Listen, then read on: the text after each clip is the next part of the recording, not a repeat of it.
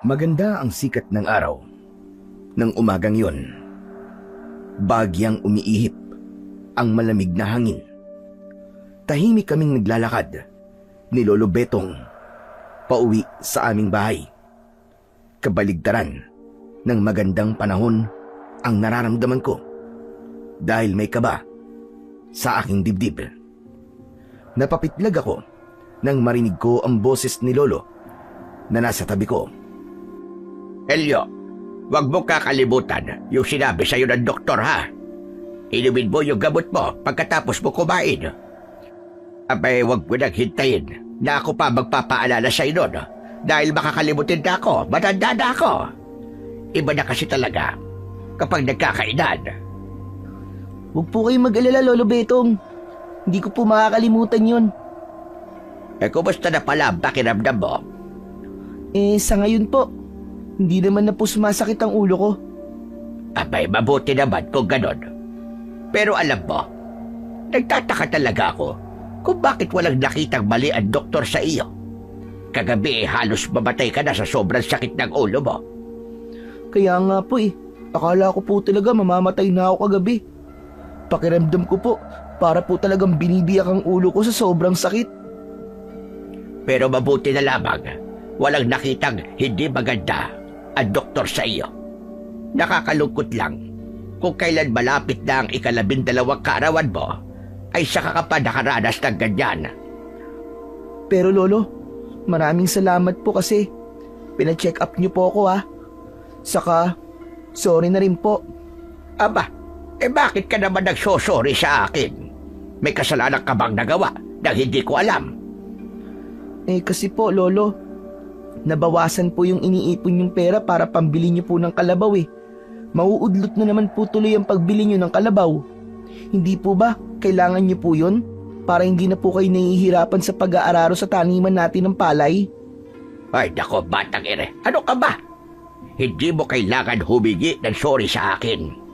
Ang mahalaga ay nalaman natin na wala tayong dapat na ikabahala sa pananakit ng ulo mo na yan.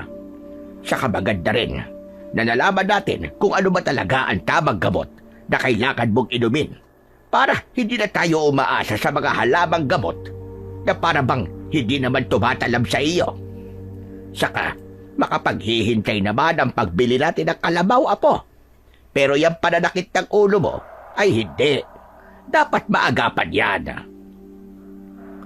Bigla akong natahimik nang naalala ko ang nangyari sa akin kagabi. Sa gitna kasi ng pagtulog ko ay nagising ako dahil sa matinding pananakit ng ulo ko. Nung una ay inakala ko na gaya lang yon ng pagsakit ng ulo ko nung mga nakaraang araw na kaya ko pang tiisin. Naging normal na kasi sa akin ang pagsakit ng ulo ko dahil simula nang tumuntong ako sa edad na 11 ay palagi na yung nangyayari. Pero iba ang naging pagsakit ng ulo ko nung nakaraang gabi. Pakiramdam ko ay paulit-ulit yung pinupukpok ng martilyo na para bang may kung anong bagay ang nagwawala sa loob ng utak ko. Halos 1 oras na tumagal ang matinding pagsakit ng aking ulo. Kaya naman kinabukasan ay nagdesisyon na si Lolo Betong na ipa-check up ako sa doktor kahit pa mababawasan ang perang iniipon niya na pambili niya sana ng kalabaw. Nang nakarating na kami sa aming bahay ay nasa labas ang matalik kong kaibigan na si Dodong. Nakahiga siya sa duyan na nakasabit sa puno ng mangga. Agad kong nilapitan si Dodong habang si Lolo naman ay pumasok sa aming bahay. Saan kayo galing, Elio? Kanina pa ako naghihintay dito Aayain sana kitang maligo sa ilog ngayon Galing kami sa ospital ni Lolo Dodong Anong ginawa niyo ron? May sakit ba si Lolo Betong? Wala, Dodong. Ako may sakit.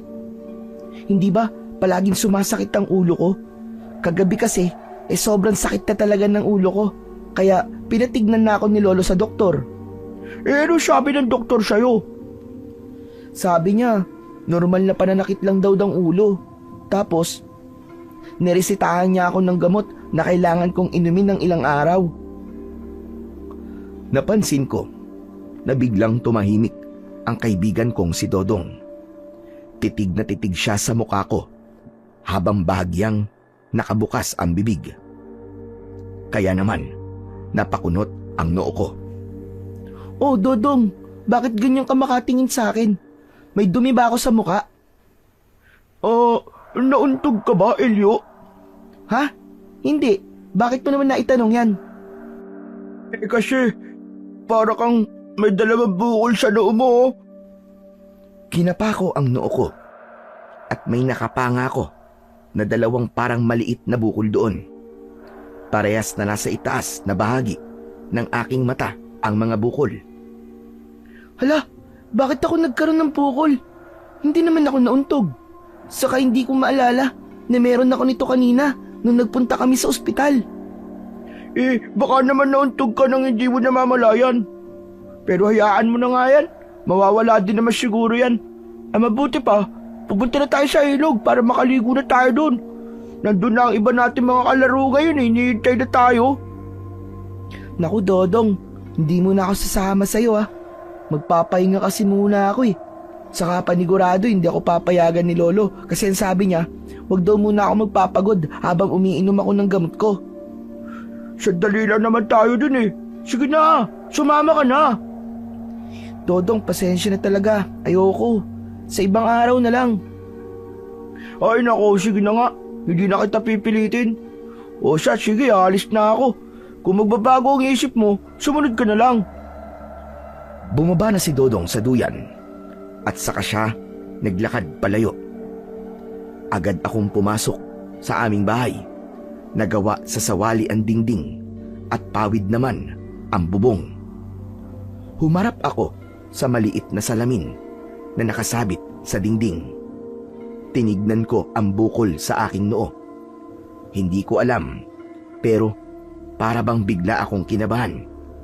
Dahil kapag tinignan ng maigi, ay talagang mapapansin yung dalawang bukol ko. Nagulat ako nang lumapit si Lolo Betong sa akin. Ano ba yan tinitignan mo dyan sa salamin, Elio? Lolo, ito pong dalawang bukol ko sa noo. Tignan niyo po, Hindi po ba kanina wala naman po to? Kung di pa nga po sinabi sa akin ni Dodong na may bukol ako hindi ko po mapapansin Patingin ka. Aba, oo nga Wala naman yan kanina. Saan ka ba nauntog? Lolo, hindi naman po ako nauntog Magkasama po tayo simula nang umalis tayo para pumunta sa ospital at hanggang makabalik tayo rito. Hindi niyo naman po nakitang nauntog ako, di ba? Hindi nga. Ano kaya ang bukol na yan? Bakit hindi yan nakita ng doktor kanina? Wala po kasi to kanina nung nasa ospital po tayo, Lo. Abay, ganun ba? Kung ganun, makakabalik pala tayo sa ospital nito. Hindi natin pwedeng ipagsawalang bahala yan at baka kung ano na yan. Kilala mo naman siguro si Manolo, di ba? Tinubuan lang siya ng maliit na tagyawat sa muka, tapos kinutkot niya. Ayon, namaga at naging malaking sugat. Na-impeksyon siguro. Grabe naman po kayo mag-isip, Lolo. Hindi naman po to tigyawat Saka, wag na po muna tayong bumalik sa ospital kasi baka bukol lang talaga ang mga to. Ang sabi po kanina ni Dodong, mawawala rin daw po ito pagkalipas po ng ilang araw. Ay nako, nagpapaniwala ka kay Dodong. Hindi naman doktor yon. Basta, Lo, wag po muna tayo magpa-doktor. Kasi gastos na naman yun O sige, pagbibigyan mo na kita siya ngayon. Hindi mo na tayo babalik sa doktor. Pero kapag lumaki pa yan o lumala, magpapatingin na ulit tayo sa doktor, ha? Nagkakaintindihan ba tayo? Opo, Lolo. Huwag po kayong mag-alala. Kasi kung sakali po na may maramdaman po akong kakaiba sa bukol na to, sasabihin ko po kagad sa inyo, Lo. Aasahan ko yan, Elio. Alam mo na ayokong nagilihim ka sa akin. O siya. Ako'y babalik na sa kusina. Magluluto na ako ng ulam natin. Ano pong lulutuin niyo, Lo? Ano pa ba? Magpiprito ko ng baboy. Tapos meron tayong burong isda. Wow! Paborito ko po yun, Lo! Matamis na ngumiti si Lolo Betong at saka siya bumalik sa kusina.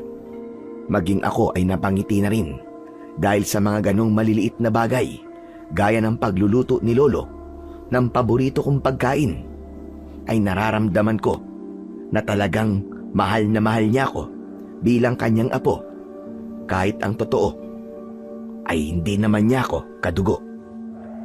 Inampun lang kasi ako ni Lolo Betong nung sanggol pa lamang ako. Ayon sa kwento ni Lolo, isang hindi niya kilalang babae ang kumatok sa bahay niya isang gabi. May dalang sanggol ang babaeng yon at ako ang sanggol na yon. Nakiusap daw kay Lolo ang nanay ko na alagaan ako ng ilang araw dahil babalikan din daw niya ako. Dahil likas na mauwain at mabait si Lolo Betong, ay pumayag siya sa gusto ng babae. Kinuha ako ni Lolo sa nanay ko at pagkatapos ay nagmamadaling umalis yung babae. Pero lumipas ang 1 linggo hanggang sa naging 1 taon na at umidad na ako ng 11 ay hindi na ako binalikan pa ng nanay ko.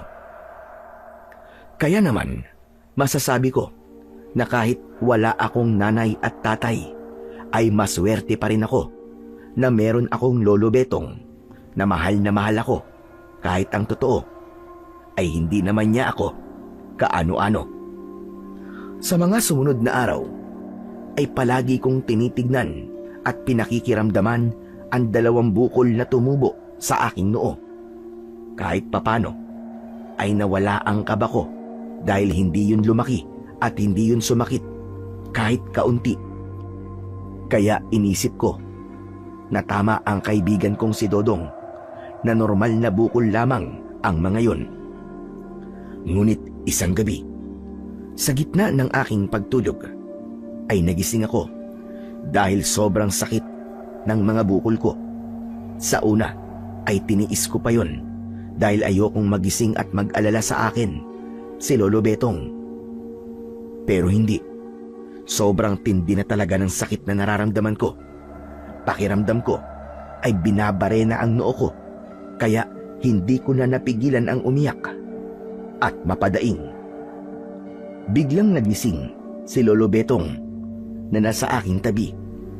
Agad na bumakas ang pag-aalala sa mukha niya nang nakita niya akong nakaupo sa sahig habang hawak ang aking noo. Lumapit siya sa akin at hinaplos niya ng paulit-ulit ang likod ko. Ano nangyayari sa'yo, apo? Sumasakit na naman ba ang ulo mo? Hindi po. Yung mga bukol po sa noo ko, ang sakit po. Parang binubutas po ang noo ko, Lo. Ang sakit-sakit po talaga. Sabi ko naman kasi sa'yo ipatingin na natin yan sa doktor. Sandali. Sisidyan ko lang ang gasera para makita ko na maayos sa bukol mo. Sobrang sakit na po talaga, Lo. Parang hindi ko na po kaya. Alam ko, Elio. Sandali lang, tiisin mo muna. Nagmamadaling tumayo si Lolo Betong. Sinindihan niya ang gasera at lumapit siya sa akin na dala yon. Inilapag niya sa maliit na lamesa ang gasera at inutusan niya akong alisin ang mga kamay ko na nakatakip sa aking noo. Marahan kong inalis ang aking kamay at nakita ko ang gulat sa muka ni Lolo. Bakit po, Lo? Ano po bang itsura ng noo ko? Huwag mo nalang hawakan. Kaya mo pa ba tiisin ang sakit? Lo, hindi na po. Sobrang sakit po talaga. Ano po bang meron sa mga bukol ko, Lo? Bakit parang pong gulat na gulat kayo? Hahawakan ko sana ang mga bukol ko, pero mabilis na pinigilan ni Lolo Betong ang aking mga kamay. Teka, huwag! Huwag mong hawakan at baka lalo pang sumakit. Basta tiisin mo na lang muna. Bakit nga po? Ano po bang meron? Basta, makinig ka na lang sa akin. Huwag mo nang hawakan ang mga bukol mo. Naramdaman ko ang labis na tensyon ni Lolo Betong. Hindi ko maintindihan kung bakit ayaw niyang hawakan ko ang mga bukol ko. Ganun pa man, ay sinunod ko na lang siya. Inalalayan niya akong tumayo hanggang sa makabalik na kami sa pagkakahiga sa aming papag. Patawarin mo ako kung wala ako magawa para mawala ang sakit na nararamdaman mo, Apo. Kung pwede nga lang sana na kunin ko na yan sa iyo, ay ginawa ko na. Maraming salamat po, Lo. Medyo nawawala naman na po ang sakit. Sige po, matulog na po tayo. Sigurado ka ba, Elio? Opo, Lo. O sige, matulog na tayo. Basta kapag tumindi ulit ang sakit na mga bukol mo, ay gisingin mo kagad ako, hane. Opo. Nauna na akong pumikit para makita ni Lolo na kaya ko nang matulog. Naghintay ako ng ilang minuto bago ko muling binuksan ang aking mga mata. Nakapikit na si Lolo at sa tingin ko ay tulog na siya. Normal na kasi na mabilis makatulog si Lolo kasi palagi siyang pagod sa maghapon na pagsasaka sa aming maliit na taniman. Nang sandaling yon ay napakasakit pa rin ng bukol ko, pero mas pinili kong wag nang sabihin yon kay Lolo kasi mag-aalala lang siya. Gusto ko na kasi siyang makapagpahinga dahil bukas ay magtatrabaho na naman siya.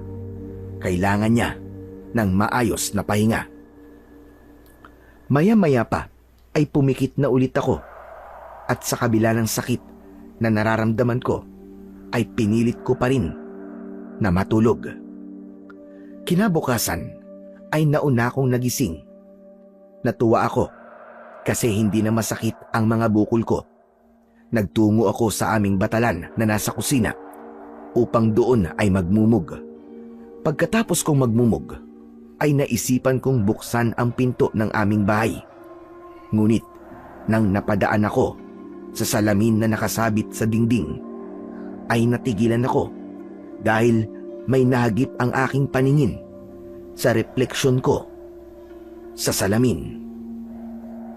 Nagmamadali akong lumapit sa salamin at napasinghap ako nang malaman ko na may parabang maliit na 2 sungay na umusbong sa aking noo. Ang pwesto ng sungay ay ang kinaroroonan ng aking mga bukol. Kulay itim ang mga sungay ko at sa tansya ko ay kalahating pulgada ang haba ng mga yon. Mariin kong ipinikit ang aking mga mata habang sinasampal ko ang aking sarili. Hindi. Hindi to totoo. Hindi to totoo. Nananaginip lang ako. Panaginip lang ang lahat ng to. Paulit-ulit ko yung sinabi at makalipas ang ilang segundo ay nagdesisyon na akong tignan ulit ang aking sarili sa salamin. Umasa ako na wala na ang mga sungay ko o hindi kaya naman ay magigising na ako dahil naniniwala ako na panaginip lamang ang lahat ng yon. Pero sa pagmulat ko ay nagimbal ako dahil naroon pa rin ang mga sungay sa aking noo. Hindi ko na napigilan ang sarili kong sumigaw ng napakalakas. Narinig ko ang nagmamadaling pagbangon ni Lolo Betong mula sa maliit naming kwarto. Lumapit siya sa akin at maging siya ay nagulat nang nakita ang mga sungay ko. Lolo, tignan niyo po. Tinubuan po ako ng mga sungay. Diyos ko! Ano bang kababalaghan nito? Kaya po ba ayaw niyong hawakan ko ang bukol ko kagabi? Dahil nakita niyo na po ito? Oo, pero hindi pa yan ganyang kagabi. Bahagya pa lang na nakausbog ang mga yan. Lo, bakit po ako tinubuan ng sungay? Bakit po, Lo? Sabihin niyo po sa akin. Hindi ko rin alam, Apo. Kahit ako'y naguguluhan sa nangyayari sa iyo. Pero wag mong iisipin na sungay ang mga yan. Hindi sungay ang nasa noo mo. Pero kung hindi po ito sungay, Lo, ano po ito? Ano po itong tumubo sa akin na to? Para po akong batang demonyo dahil sa mga to. Panigurado po nakakatakutan po ako ng mga tao kapag nakita po nila ako, Lolo. Nagsimula na akong umiyak. Hindi ko na alam ang nararamdaman ko Nang sandaling yon, hinawakan ni Lolo Betong ang magkabilaan kong balikat at diretso niya akong tinignan sa aking mga mata. Elio, huminahon ka muna. Makinig ka sa akin. Hindi sungay ang tumubo sa noo mo. Walang dahilan para tubuan ka ng ganyan. Dahil alam ko na napakabuti mong bata. Hindi ka rin dapat katakutan ng mga tao na dahil lang dyan. Pero sa ngayon, ay hindi pwedeng malaman ng mga tao na may ganyan ka. Nagkakaintindihan ba tayo, Elio? Pero Lo, kung hindi po ito sungay at hindi ako dapat katakutan ng mga tao, bakit po hindi nila to pwedeng makita? Dahil may mga taong makikitid ang pag-uutak. Hindi lahat ay iisipin na wala lang iyan. Pilit may mag-iisip na hindi maganda dahil aakalain nila na yan ay isang sungay. Karaniwang kasi na natatakot ang mga tao sa mga bagay na bihira lamang nilang nakikita. Lolo Betong, ano pong gagawin ko? Ibig po ba sabihin, hindi na po ako lalabas ng bahay? Hindi na po ako pwede makipaglaro kina Dodong at sa iba ko pa pong mga kalaro? Sandaling tumahimik si Lolo Betong dahil sa mga sinabi ko.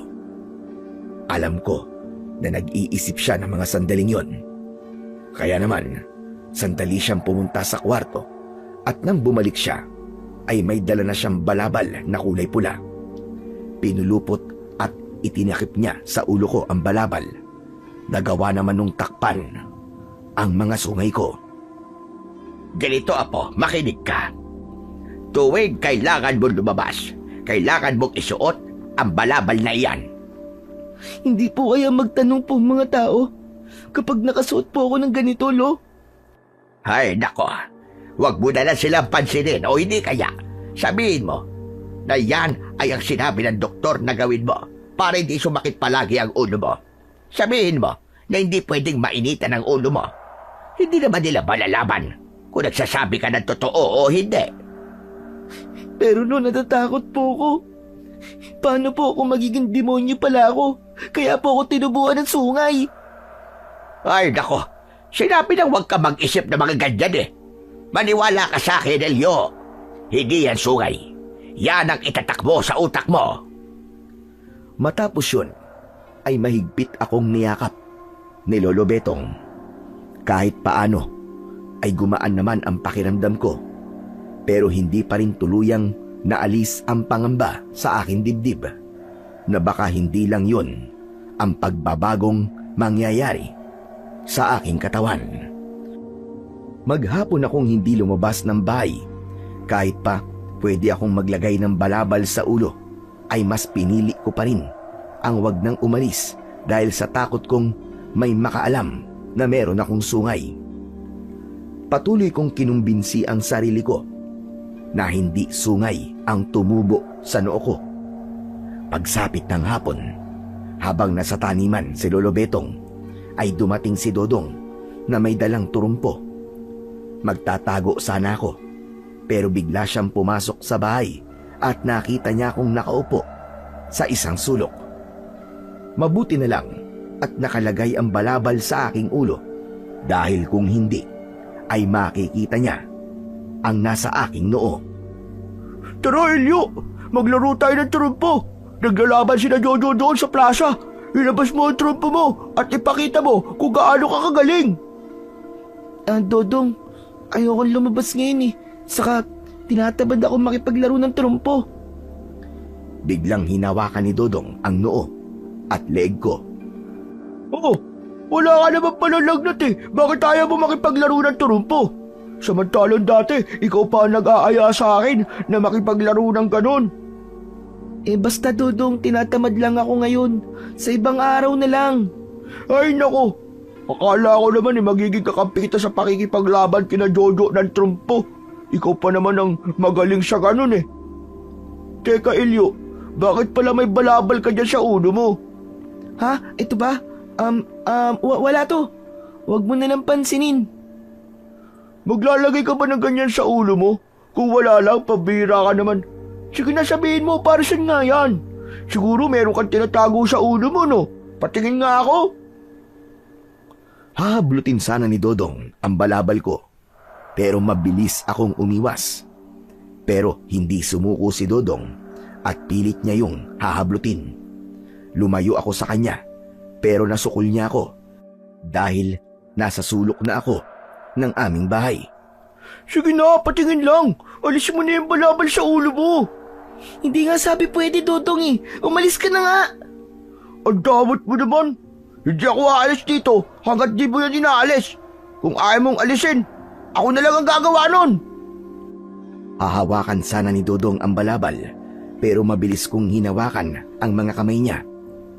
Tawa ng tawa si Dodong na para bang nakikipaglaro lang siya sa akin, habang ako naman ay kinakabahan sa maaaring maging reaksyon ni Dodong sa sandaling makita niya kung ano ang aking itinatago sa ilalim ng aking balabal. Mabuti na lang at dumating si Lolo Betong. Doon lang tumigil si Dodong sa pagpilit na alisin sa aking ulo ang balabal. Sandali lang, ano ba nangyayari dito? Nag-aaway ba kayo dalawa? Hindi po, Lo. Si Dodong po kasi ang kulit eh. Gusto po niyang alisin yung balabal sa ulo ko. Gusto ko lang naman po malaman kung may tinatago po si Elio eh. Baka po kasi nagpakalbo siya tapos nahihiya siyang makita ng ibang tao na wala po siyang buhok. Nakalbo siya. Walang itinatago si Elio. Kailangan niyang maglagay ng balabal sa ulo niya dahil yan ang sinabi ng doktor na gawin niya. Para po ba yan sa sakit ng ulo niya?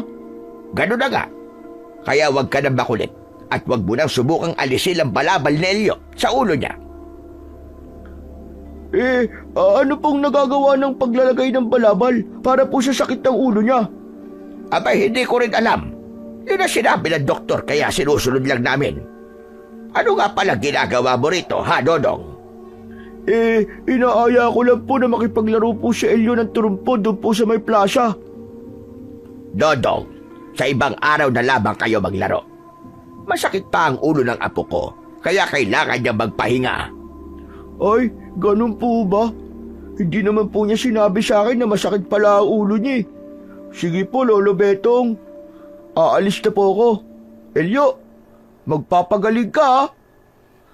Nang nakaalis na si Dodong, ay doon lang ako nakahinga ng maluwag. Isinarado na ni Lolo Betong ang pinto at saka ko lang inalis ang balabal na nakabalot sa aking ulo. Napayuko ako dahil kahit sa lolo ko ay nahihiya akong ipakita ang tila sungay sa aking noo. Salamat po dumating kayo, Lolo. Akala ko po talaga makikita na ni Dodong tong nasa noo ko eh. Ang daldal pa naman nun. Paniguradong ikikwento niya sa kung sino-sino ang makikita niya sa akin. Hayaan mo na siya. Ang importante ay wala naman siyang nakita. Pero sa susunod, huwag kang papayag na maalis siyang balabal mo, lalo na kapag may ibang tao. Kasi po, matatakot po sila sa akin. Yung totoo, oo, maaaring katakutan ka. Gaya nga ng sinabi ko, baka kung ano pa ang isipin ng mga tao. Pero huwag kang mag-alala, dahil hahanap tayo ng lunas para mawala yung nasa noo mo. Ano po kaya kung putulin na lang po natin to? Lagariin na lang po natin, Lolo. Ano ka ba? Delikado naman ang naiisip mo, Apo. Baka kung ano pa ang mangyari kapag ginawa natin yon. Mas makakabuti na ipatingin kita sa doktor. Pero wag muna ngayon dahil marami pa akong ginagawa. Siguro sa mga susunod na araw, babalik tayo sa ospital. Doon na tinapos ni Lolo Betong ang aming pag-uusap. Nagtungo siya sa banyo upang maglinis ng katawan. Naiwan ako sa aming maliit na sala na nag-iisip kung dapat ba akong kabahan sa bagay na tumubo sa aking noo. Makalipas ang 2 araw, ay bumalik kami ni Lolo Betong sa ospital. Umalis kami ng bahay na may nakasuot na balabal sa aking ulo. Maging ang doktor ay nagulat nang nakita niya ang tila sungay sa aking noo. In-x-ray niya ang aking ulo At doon namin nalaman na nakadikit sa aking bungo ang bagay na yun. Wala rin kaming nakuwang kasagutan sa doktor kung ano nga ba talaga ang bagay na tumubo sa aking noo. Nang nakauwi na kami ni Lolo sa bahay, ay saka ko lang inalis ang balabal sa aking ulo. Sayang lang po ang punta natin sa doktor, Lolo Betong. Hindi kasi natin nalaman kung ano ba tong tumubo sa akin eh. Tapos, hindi rin niya alam kung anong kailangan gawin dito. Kahit gamot, wala siya naibigay. Kaya nga eh. Pero huwag kang mag-alala, Apo. Sigurado ko na may paraan para mawala yan. Basta't palagi ka lamang magdasal sa ating Panginoon. Saka, huwag mo na muna yang isipin. Sa darating na Sabado, ay kaarawan mo na pala. At alam mo naman na tuwing kaarawan mo ay naghahanda tayo at nag-iimbita ng mga kaibigan mo, hindi ba? Yun muna ang isipin mo sa kayon. Lo, ano kaya kung wag na muna tayo maganda? Ang laki na po kasi ng gastos natin sa pagpapatingin ko po sa doktor eh. Ano ka ba naman, Apo? Nakasanayan na natin na gawin yun tuwing kaarawan mo. Kahit simpleng handa lang basta mairaos lang natin ang kaarawan mo, ayos na yon. Saka, 12 taon ka na. At ang ganong edad ay dapat merong selebrasyon. Alam mo kasi, Apo, nung bata pa ako, ay hindi ko naranasan na maghanda at magkaroon ng selebrasyon tuwing sumasapit ang aking kaarawan. Sobrang hirap kasi na buhay namin doon. Kaya ipinaparanas ko sa iyo ang mga bagay na hindi ko naranasan nung bata pa ako. Maraming salamat po, Lolo Betong. Pero kinakabahan po kasi ako eh. Baka po kasi makita ng mga kaibigan ko. Ito pong nasa noo ko. Hindi nila yan makikita. Basta't hindi mo aalisin ang balabal mo. Huwag ka na mag-isip ng kung ano-ano. Basta, tuloy ang selebrasyon na kaarawan mo. Nagtabi na ako ng pera para roon. Kahit ayoko na sana munang magkaroon ng selebrasyon sa paparating kong birthday, ay naisipan ko na wag nang kontrahin si Lolo Betong sa gusto niyang gawin. Napagtanto ko na kasiyahan nga pala niya ang maghanda tuwing kaarawan ko. Talagang hindi muna siya nagtatrabaho kapag birthday ko at inuubos niya ang buong araw niya sa pagluluto ng mga pagkain na ipapakain namin sa mga kaibigan ko. Nagtiwala na lang ako kay Lolo at inisip ko na walang masamang mangyayari sa aking kaarawan at gaya ng mga nakalipas kong birthday ay magiging masaya ang araw na yon. Hanggang sa sumapit na nga ang araw ng aking kaarawan. Nang nagising ako ay wala na si Lolo Betong sa aking tabi. Alam ko na abala na siya sa paghanda ng mga pagkaing lulutuin niya para sa espesyal na araw na yon. Nang lumabas ako sa kwarto ay hindi nga ako nagkamali dahil nasa kusina na si Lolo Betong at naghihiwa ng mga karne at gulay. Tumingin si Lolo sa akin at binati niya ako ng maligayang kaarawan. Nagtaka ako nang biglang nawala ang ngiti niya. Elio, yung nasa loob mo. Hindi muna ako nagsalita. Tumakbo ako papunta sa harap ng salamin at labis akong nagimbal dahil mas mahaba na ang tumubong sungay sa aking noo. Sa tingin ko ay 1 pulgada na ang haba nun at medyo naging matulis na ang dulo. Agad namang lumapit si Lolo Betong sa akin. Lolo, tingnan niyo! Mas nagmukhang sungay na po siya ngayon! Ano nangyari? Hindi ba't na gabi hindi naman yan ganyan kahaba? Hindi ko rin po alam, Lolo Betong. Naku, ito na nga ba ang sinasabi ko eh. Lolo, huwag na lang po nating ituloy ang selebrasyon ng birthday ko. Hindi ko po kayang magpakita sa mga kaibigan ko ng ganito. Ano ka ba, Elio? Hindi pwedeng hindi natin yon ituloy. Dahil nasabihan ko na mga kaibigan mo na pumunta sila rito babayang hapon. Saka, hindi nila makikita yan. kasi magsusuot ka ng balabal. Apo, huwag kang mag-alala. Papalipasin lang natin ang araw na ito at saka tayo mag-iisip ng paraan para mawala na ng tuluyan ang nasa noo mo. Basta isipin mo na lang na wala yan at maging masaya ka muna sa araw na ito. Birthday mo ngayon, Apo. Lo, parang ang hirap naman pong gawin yung sinasabi nyo eh. Hindi ko po kayang isipin na wala po akong sungay, lalo na't humaba na po siya. Alam ko. Pero kung kakabahan at matatakot ka, mas lalong iisipin ng mga kaibigan mo na meron kang itinatago sa kanila. Umakto ka lang ng normal mamaya. Hindi na lang ako magpapalaro mamaya para pagkatapos nilang kumain ay pwede na silang umalis. Wala na akong nagawa kundi ang tumango na lang.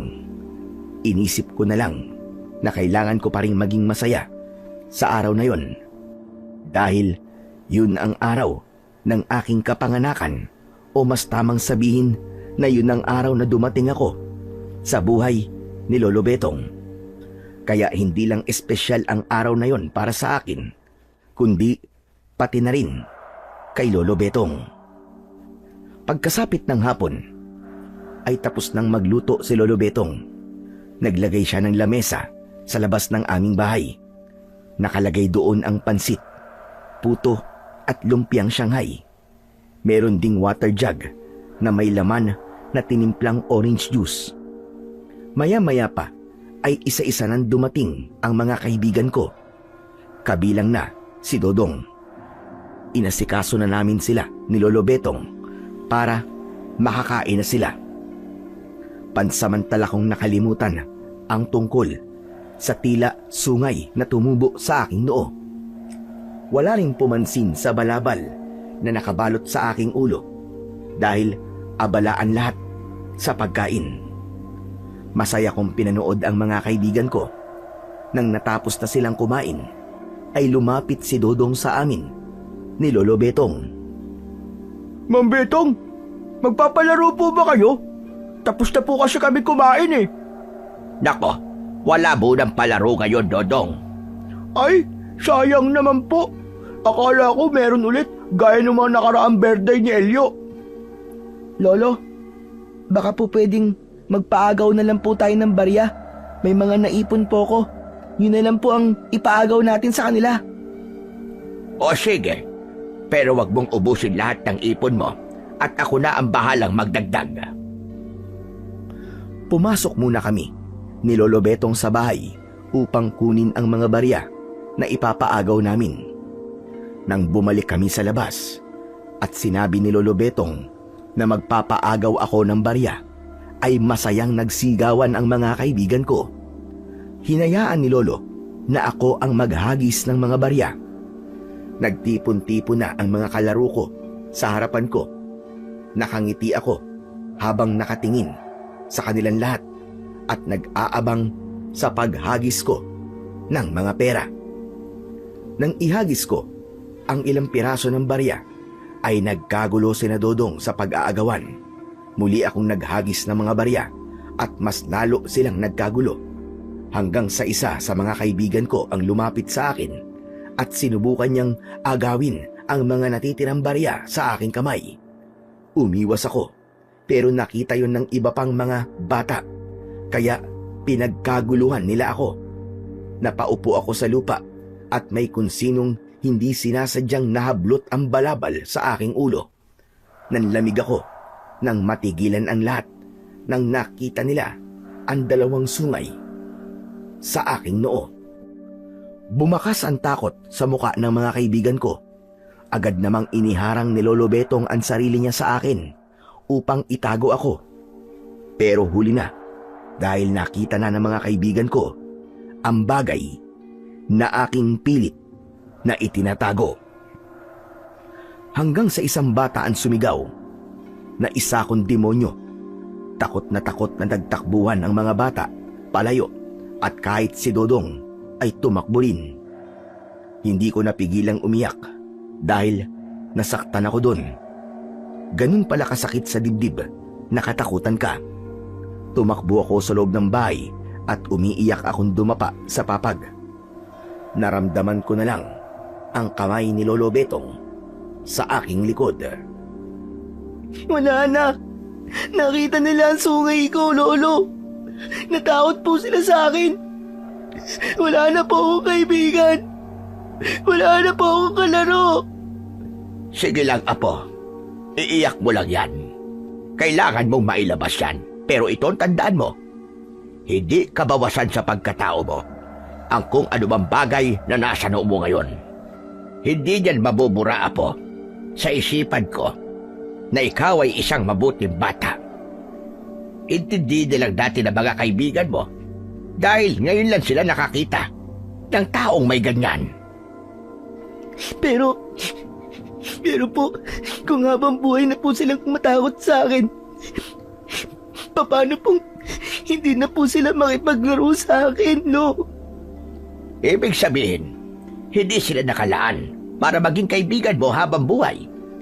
Ang importante ay tanggap kita, kahit na ano pa ang tumubo sa katawan mo.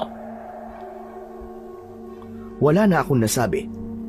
Pagkatapos nun, iyak lang ako ng iyak at hinayaan lang ako ni Lolo na mailabas ko ang bigat na meron ako sa aking dibdib. Nang sandaling yon ay labis akong nagsisi kung bakit itinuloy pa namin ang selebrasyon ng aking kaarawan. Ilang araw na ang nakalipas simula nang malaman ng mga kaibigan ko ang tumubo sa aking noo. Hindi na ako nagulat nang mabilis yung kumalat sa aming baryo. Napansin ko na may ilang mga tao na sinasadyang dumaan sa harapan ng aming bahay at pasimple na sumisilip sa loob upang ako ay makita. Kaya naman, palagi na akong nagmumukmuk sa loob ng kwarto at nawalan na ako ng ganang lumabas kahit sa bakuran lang namin. Isang umaga, pinuntahan ako ni Lolo Betong sa kwarto ko. May dala siyang bayong, kaya alam ko na magpupunta siya sa palengke. Elio, Apo, tumayo ka riyan at samahan mo akong mamili sa palengke. Pwede po bang kayo na lang, Lolo Betong? Hindi ko pa po kasi kayang lumabas eh. Alam niyo naman po na alam na po ng lahat ang tungkol dito sa sungay ko. Naririnig ko po na sinasabi nilang demonyo daw ako. Ay, naku, bata ka. Huwag mong intindihin na sinasabi ng mga taong may makikitig na pag-uutak at mapanghusgang dila. Halika na, sumama ka sa akin. Kapag palagi ka nandito sa loob ng bahay, ay mas lalong iisipin ng mga tao na meron kang itinatago. Nakuha ko ang punto ni Lolo Betong. Kaya naman, sinunod ko na lang siya. Tumayo na ako mula sa pagkakahiga. Kukunin ko sana ang balabal na nakasabit sa likod ng pinto nang biglang hinawakan ni Lolo Betong ang kamay ko. May pagtatakang napatingin ako sa kanya. Bakit po, Lo?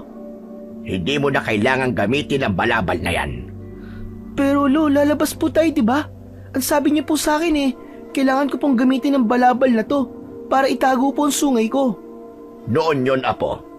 Pero ngayong alam na ng mga tao na merong tumutubong kung ano sa noo mo, ay wala na saysay na itago mo pa yan. Naisip ko kasi, Apo, na kailangang makita palagi ng mga taong nasa noo mo hanggang sa masanay na sila sa'yo. Magtiwala ka sa akin, Elio, Apo. Ito ang paraan para maging normal ulit ang tingin ng mga tao sa iyo. Ipakita mo sa kanila na kahit kakaiba ang itsura mo sa nakararami, ay hindi ka nila dapat nakatakutan. Pinag-isipan ko ng gusto ang sinabi ni Lolo Betong. Maya-maya pa ay napagtanto ko na tama siya. Kapag patuloy kasi akong magtatago at hindi magpapakita sa mga tao, ay mas lalo nila akong pag-uusapan. Pero kung iisipin ko na normal ako at palagi nila akong makikita, ay darating at darating din ang panahon na masasanay na sila sa aking itsura. Pumayag ako sa suwestyon ni Lolo Betong. Lumabas ako ng bahay kasama siya na walang balabal na nakatakip sa aking ulo. Hindi ko naiwasang mapansin ang reaksyon ng mga taong nakakakita sa akin. Lahat sila ay nagulat at natakot. May mga nagbulungan pa nga. Paulit-ulit na ipinaalala sa akin ni Lolo na huwag kong pansinin ang mga taong yon. Mas lalong tumindi ang bulungan ng mga tao pagdating namin sa palengke. Halos mangliit na ako ng sandaling yon. Kung pwede nga lang na magpalamon na lang ako sa lupa, ay ginawa ko na. Lolo Betong, umuwi na po tayo. Ano ka ba naman? Kakarating pa lang natin tapos gusto mo nang umuwi. Hindi pa nga tayo nakakabili ng kahit sibuyas o bawang man lang. Kasi Lolo Betong, nahihiya na po ako eh. Pinagtitinginan po ako ng mga tao. Hindi ba sabi ko sa iyo ay huwag mo silang pansinin? Kung ano ang marinig mo, ay ipasok mo sa isa mong tenga at ilabas mo naman sa kabila. Tara na, doon muna tayo sa mga isda. Gusto kong magluto ng sinaing na tulingan. Nagtungo kami ni Lolo sa parte ng palengke kung saan naroon ang mga nagtitinda ng isda. Habang pumipili si Lolo ng tulingan, ay napansin ko na titig sa akin yung tindera. Napansin din yun ni Lolo, kaya hindi na niya napigilang kausapin ang tindera. Kung makatingin ka naman sa apo ko, ay parang ngayon ka lang nakakita ng batang lalaki. Humingi naman ng pasensya ang tindera at sinabi nito na agaw pansin daw kasi ang aking itsura at anito ay ako raw pala ang sinasabing bata na may sungay ng isang demonyo. Maaaring ang sungay ang nasa noo ng apo ko, pero hindi yan sungay ng demonyo. Pwede bang magdahan-dahan ka sa pagsasalita mo? Baka nakakalimutan mong bata ang tinatawag mo may sungay ng demonyo. May anak ka naman siguro, hindi ba? Paano kung isa sa mga anak mo ang magkaroon ng ganyan sungay? Ano ang mararamdaman mo kapag sinabihan kong may sungay ng demonyo ang anak mo? Tumahimik ang tindera at halata na napahiya iyon. Maluwa-luwa ako, hindi dahil sa kahihiyan, kundi dahil sa pagtatanggol sa akin ni Lolo Betong. Mas lalo kong naramdaman ang pagmamahal niya sa akin ng sandaling yon. Matapos naming mamili sa palengke, ay umuwi na kami sa bahay. Tinulungan ko si Lolo na ayusin sa kusina ang mga pinamili namin. Kumusta ang pakiramdam mo sa paglabas natin, apo?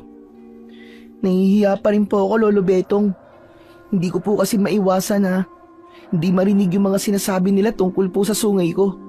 Saka yung iba po, kahit wala po silang sinasabi, pero iba po ang tingin nila sa akin eh. Sa simula, ganyan naman talaga, apo. Pero kapag tumagal, ay masasanay ka na at masasanay na rin ang mga tao sa iyo. Hanggang sa dumating ang panahon na hindi na magiging bago sa kanila ang itsura mo. Isa pa, huwag kang mag-alala. Magtatanong-tanong ako sa mga kakilala kong albularyo at baka naman alam nila kung paano mawawala yung nasa noo mo. Lolo Betong, sa tingin niyo po ba ay mawawala pa po itong sungay ko? Aba, oo naman. Sigurado ko, apo. Kaya huwag kang masyadong nag-iisip ng kung ano-ano. Pero sa totoo lang po, nagtataka po talaga ako eh kung bakit po ako tinubuan ng sungay. Hindi ko po tuloy maiwasang isipin na baka meron po akong nagawang kasalanan kaya pinaparusahan po ako ng Diyos.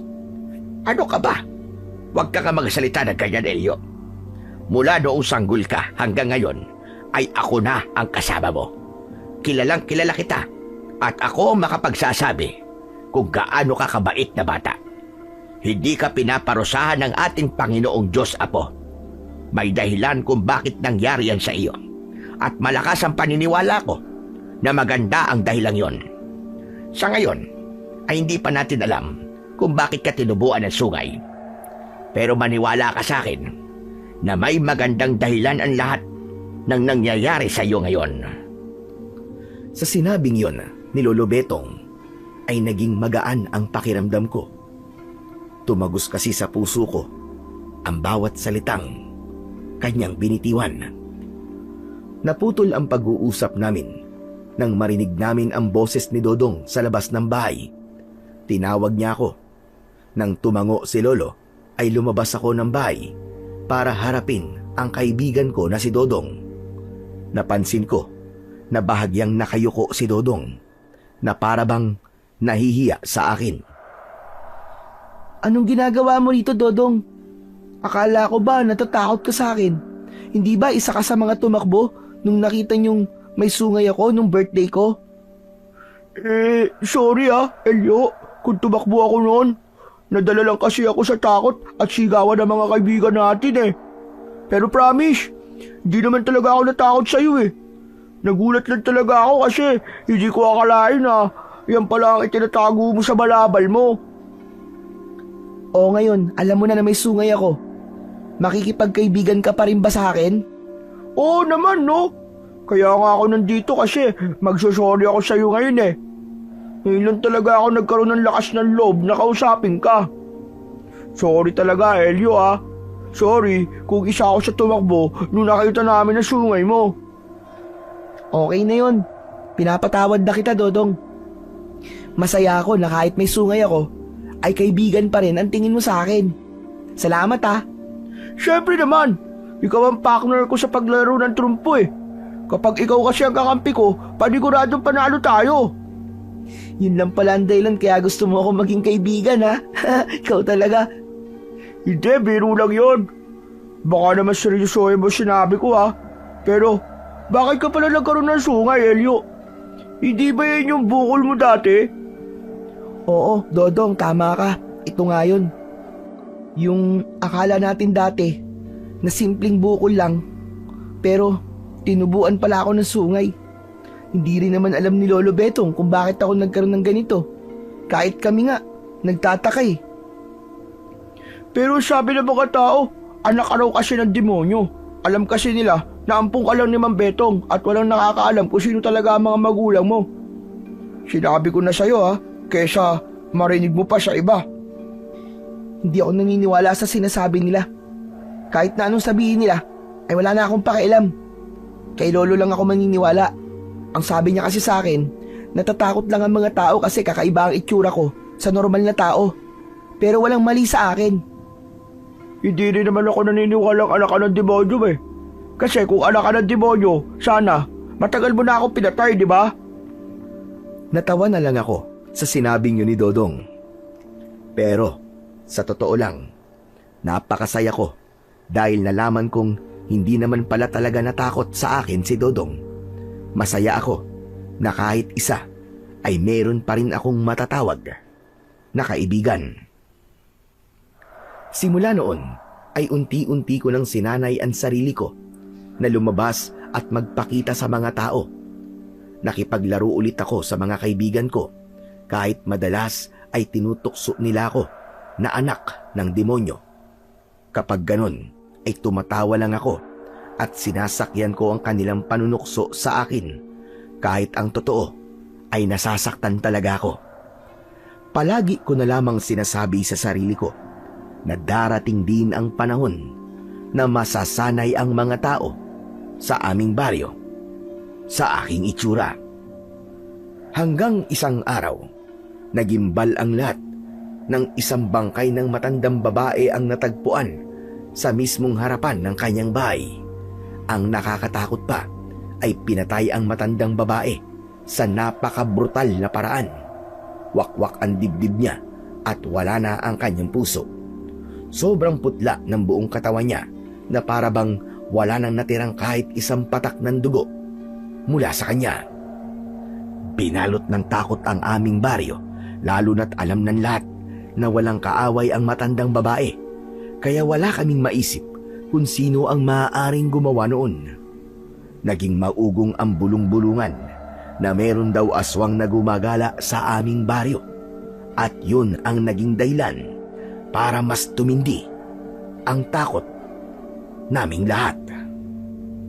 Isang gabi, magkatabi kami ni Lolo Betong na nakahiga sa papag. Nakatingin ako sa kawalan at iniisip ko ang pagkamatay ng matandang babae na yon. Lolo, tanong lang po. Totoo po ba mga aswang? Sa tingin niyo po ba, Lo, aswang po ang pumatay kay Aling Rosing?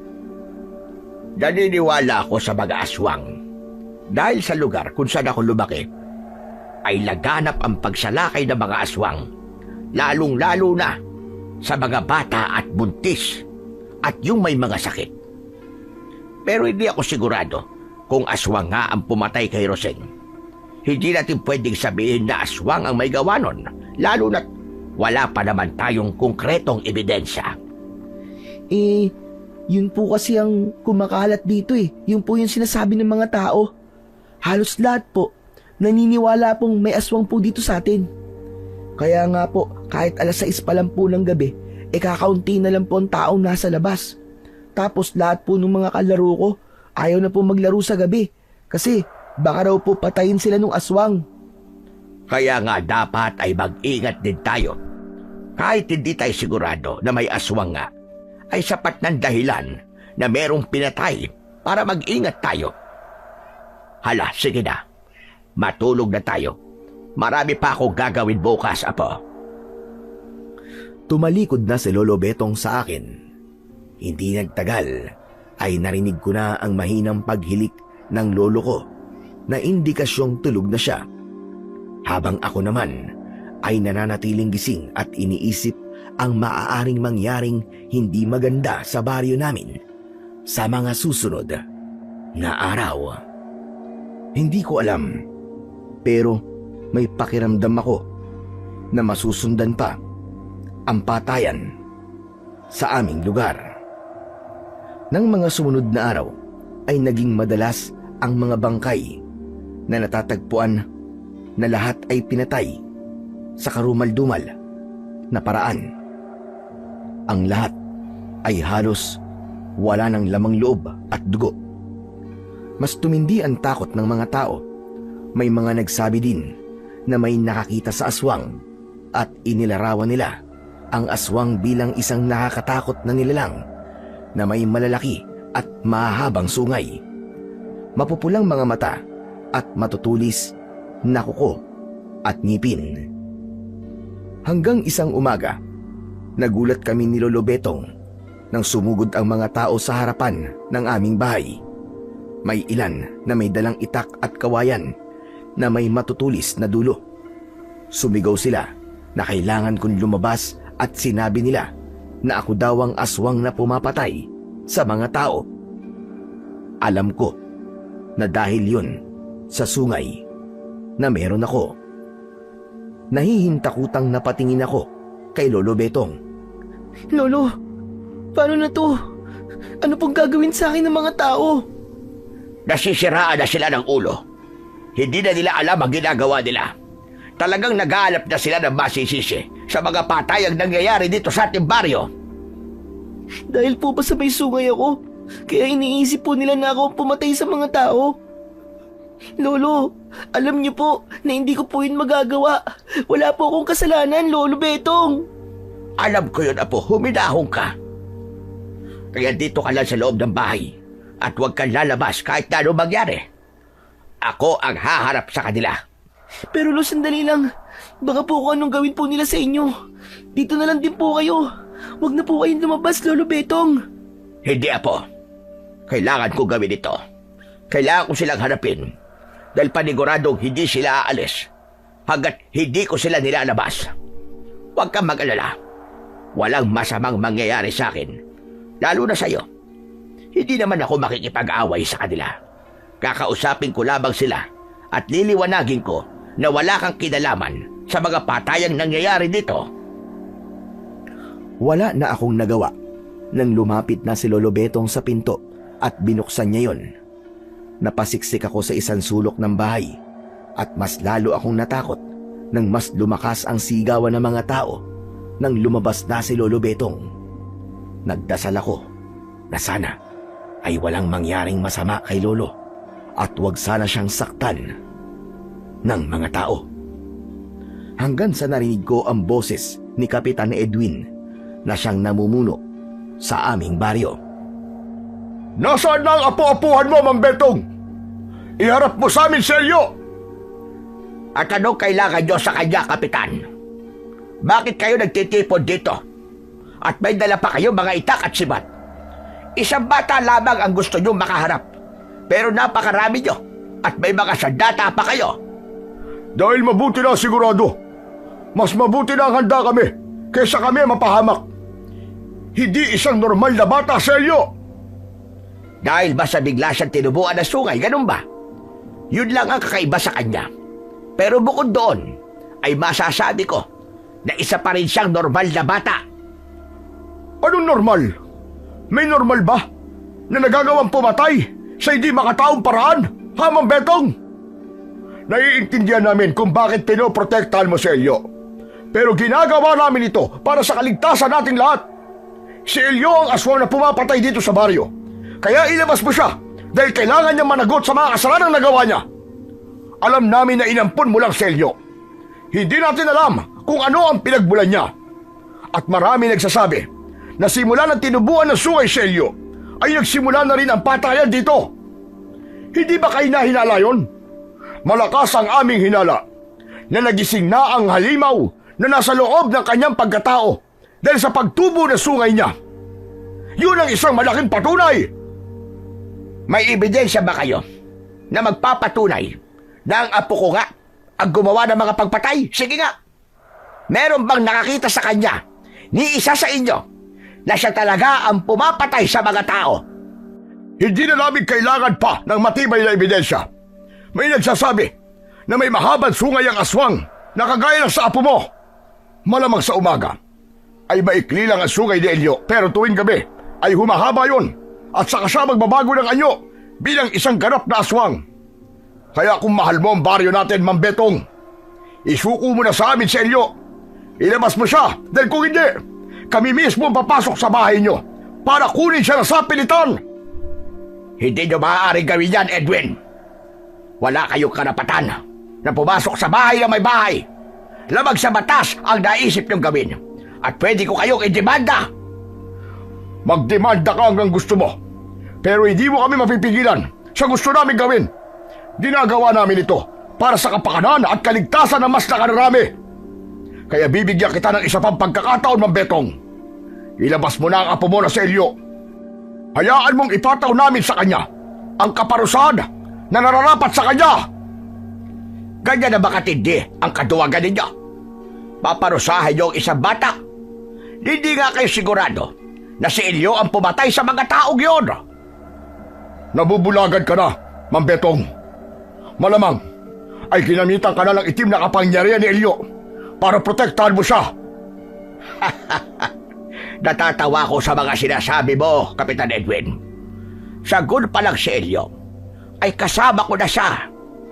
Ako ang makapagsasabi na hindi siya isang aswang at ang sungay na tumubo sa kanya ay hindi dahil sa isa siyang aswang. Kung ganun, ipaliwanag mo nga sa aming lahat kung bakit siya tinubuan ng sungay. Sige, makikinig kami. Hindi nakasagot si Lolo Betong sa tanong na yon ni Kapitan Edwin. Nang sandaling yon ay naiiyak at nanginginig na ako dahil sa sobrang takot. Hindi lang ako natatakot para sa sarili ko, kundi maging sa pwedeng gawin ng mga tao kay Lolo Betong kapag nagmatigas siya. O ano? Sige, Mang Betong. Bakit bigla ka natahimik? Hindi ba? Tama kami na hindi mo kayang ipaliwanag sa amin kung bakit nagkaroon ng sungay si Elio. Hindi mo kayang patunayan sa aming lahat na wala kaming dapat na ikatakot sa apo mong ampon na hindi mo din alam kung saan nagmula. Hindi ko na gusto lumalabas sa bunganga mo, Edwin. Tama ka. Hindi ko nga alam kung saan nanggaling si Elio. Hindi ko rin alam kung bakit siya biglang tinubuan ng sungay. Pero isang bagay lamang ang sigurado ko, at yun ay ang hindi siya ang dapat nating katakutan. Hindi si Elio ang pumatay ng mga tao sa baryong ito. Hanapin niyo ang totoong salarin, at siya ang pag-initan ninyo. Hindi na namin kailangang hanapin dahil nahanap na namin siya.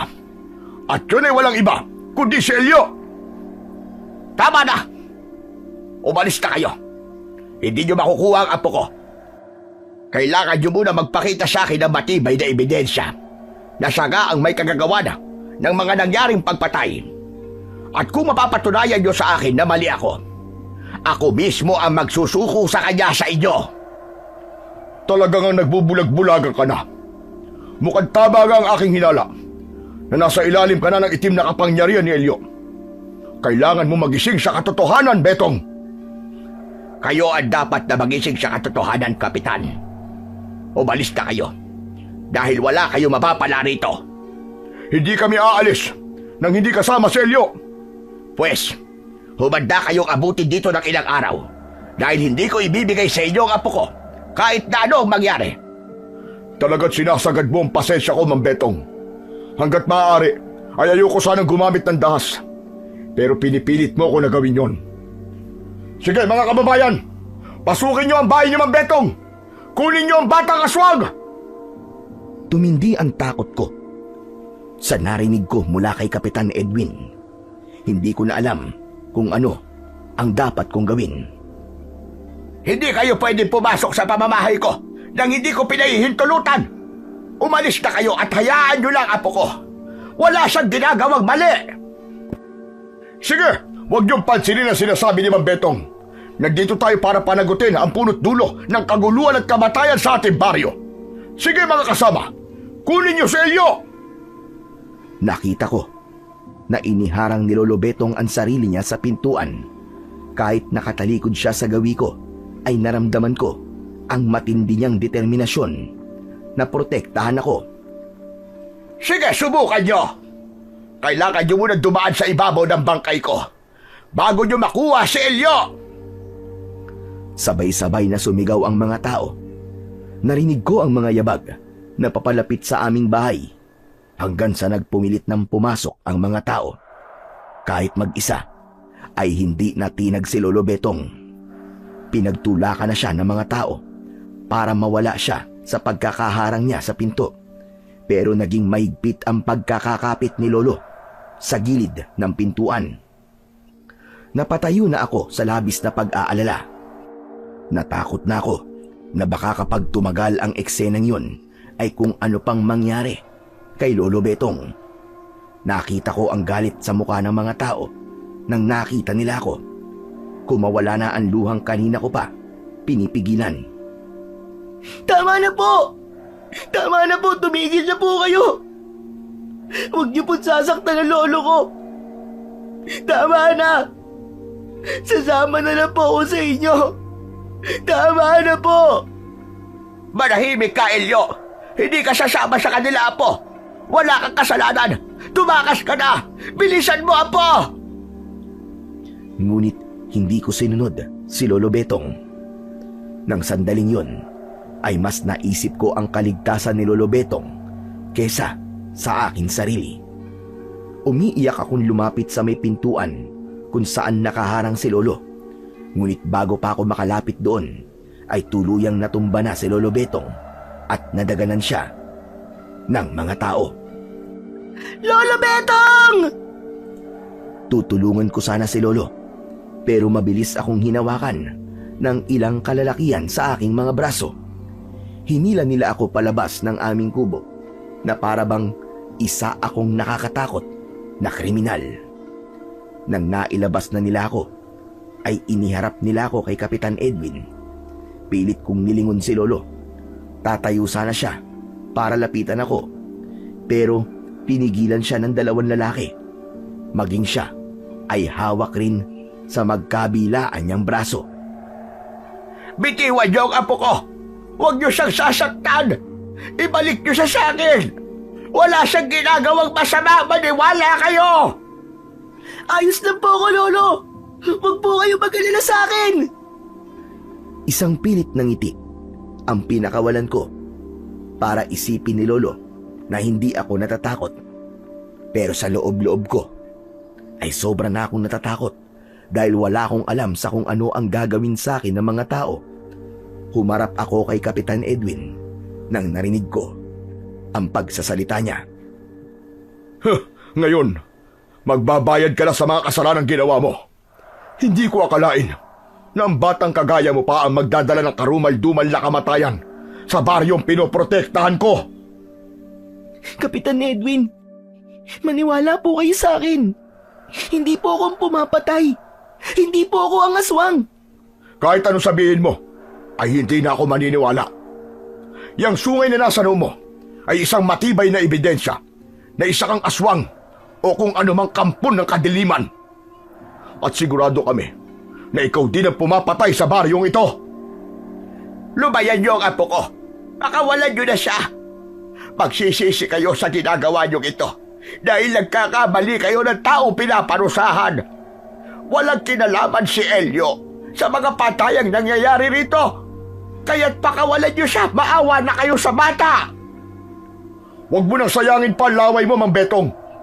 Kahit ano sabihin mo, ay hindi na namin pakakawalan si Elio. Kailangan niyang magbayad sa mga kasalanang nagawa niya. Sige, kayo! Dalhin niyo na sa plaza si Elio. Siguraduhin niyo na hindi yan makakawala. Dahil kapag nakawala pa yan, ay paniguradong gaganti at gagantiyan. At baka mas marami pa ang patayin ng batang yan. Mga walang hiya kayo. Wala naman talaga kayong magawa sa buhay. At pati inosente bata ay sisisihin nyo sa isang bagay na wala naman siyang kinalaman. Sabihin mo yan sa pamilya ng mga pinatay ng apo mong aswang. Ilagay mo ang sarili mo sa posisyon nila. Kailangan may managot sa mga patayang nangyayari. At malinaw na sa inyo ang may kagagawa nun. Nagsimula na akong hilahin ng mga lalaki palayo sa aming bahay. Halos madurog ang puso ko nang narinig ko ang malakas na pagpalahaw ni Lolo Betong. Buong buhay ko ay noon ko lang siya narinig na umiyak ng ganun. Hindi ko na siya tinignan pa dahil mas lalo lamang akong masasaktan. Hindi na ako pumalagpa o nanlaban at hinayaan ko na lamang na ilayo ako ng mga lalaki sa bahay namin. Dinala ako ng mga lalaki sa plaza. Meron doong nakahandang kulungan na gawa sa kawayan. Ipinasok ako ron ng mga lalaki na parabang isa akong mabangis na hayop na kailangan ikulong. Inilagay ng mga lalaki ang isang kadena sa pinto ng kulungan at nilagyan yun ng malaking kandado. Dahil mababa ang kulungan, ay hindi ako maaaring tumayo. Nakaupo lang ako sa lupa. Maya-maya pa ay lumapit si Kapitan Edwin sa akin at tinignan niya ako na parabang isa akong walang kwentang bagay. Magpasalamat ka. Dahil napagkasunduan namin na ikulong ka dyan habang buhay. Hindi sapat na patayin ka lang namin dahil matatapos kagad ang paghihirap mo. Ang dapat sa'yo ay habang buhay na magdusa. Nagkakamali po kayo, Kapitan Edwin. Hindi po ako ang aswang. Hindi po ako ang pumapatay. Maniwala kayo sa akin. Wala namang kriminal na umamin sa krimeng ginawa niya. Sagutin mo nga ako. Saan ka ba talaga galing, ha? Sinadya mo bang mapunta sa aming baryo para dito ka magasik na kasamaan mo? Paano ko po masasagot ang tanong nyo? Kung sanggol pa lang po ako nung dinala po ako ng nanay ko kay Lolo Betong. Sinungaling! Napakabata mo pa pero ubod ka na ng kasinungalingan. Sa bagay, hindi na dapat ako magtaka kung ganyan ka magsalita. Nagawa mo ngang pumatay eh. Magsinungaling pa kaya? Hindi po ako sinungaling. At hindi po akong pumatay sa mga tao. Maniwala naman po kayo sa akin, Kapitan, oh. Hindi ko po magagawa mga binibintang niyo sa akin. Wala na silbi mga sasabihin mo. Dahil wala nang maniniwala sa'yo. Tandaan mo, habang buhay kang nakakulong dyan, marami kang pinatay na mga tao.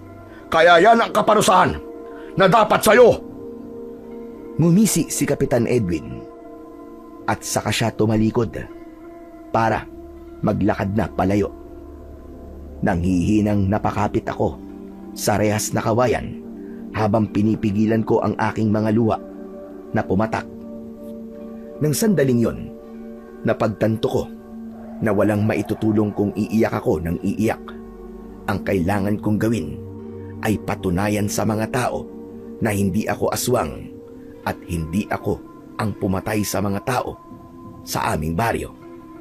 Pero alam ko na mahirap gawin yon, lalo na't nakakulong ako at tila sarado na ang isip ng lahat sa mga paliwanag namin ni Lolo Betong. Pagsapit ng hapon ay may 2 tanod na dumating para bantayan ako. Maya-maya ay magkasamang dumating sina Lolo Betong at Dodong. Awang-awa sila nang nakita nila ang aking kalagayan. Napakahayop talaga ng Edwin na yon. Hindi na siya naawa sa iyo, apo. Ikinulong ka niya na para bang isang mabangis na hayop. Sinabi mo pa, Mang Betong. Kung hindi nga alam masamang pumatol sa matanda, isa-isa kong bubunutin ang bigote nun eh. Huwag na po kayong mag-alala sa akin. Ayos lang po ako rito. Pinakain po nila ako ng tinapay kanina. Ang sabi po ni Kapitan, habang buhay daw po akong ikukulong dito, kaya panigurado po na palagi po ako nilang bibigyan ng tubig at pagkain para mabuhay po ako. Kahit na, hindi ka dapat nakakulong dito, apo. Wala kang kasalanan. Kung sino man ang aswang na pumapatay, ay malamang malaya pa sa sandaling ito. Pero huwag kang mag-alala, Elio. Nagawa ko ng paraan para mapatunayan sa lahat, at lalo na kay Kapitan Edwin, na wala kang kasalanan, apo. Lolo, parang awa niyo na po. Tama na. Huwag niyo na pong awayin si Kapitan. Baka po kasi kung ano pang gawin nila sa inyo eh. Hindi ko na kailangan kumilos o makipagtalo pa sa kanya para patunayan na hindi ka isang aswang, apo. Sigurado ko na mamayang gabi o sa mga susunod na gabi ay aatake ulit ang aswang na siyang mambibiktima. At kapag nangyari yon, kapag may namatay na naman, ay doon nila malalaman na hindi ikaw ang aswang. Dahil kung magpapatuloy pa rin ang pagpatay at nakakulong ka rito, ay doon natin mapapatunayan na wala kang kasalanan. Kinilabutan ako sa sinabing yun ni Lolo Betong. Bumigat ang pakiramdam ko dahil kailangang may mga buhay na mawala para lamang mapatunayan ko na inosente ako. Ngunit ang bagay na yon ay hindi ko na kontrol dahil hanggang sa sandaling yon ay malaya pa rin ang totoong salarin sa patayang nangyayari sa aming baryo. Nang iwanan na ako ni Lolo Betong at Dodong ay umupo ako sa isang sulok ng kulungan. Nakayakap ako sa mga binti ko at tahimik akong nagdasal sa Panginoong Diyos na sana ay matapos na ang lahat ng yon. Nagulat ako nang may isang bato na tumama sa kulungan. Pag-angat ko ng aking muka ay nagulantang ako nang makita ko ang mga taong nasa harapan ko.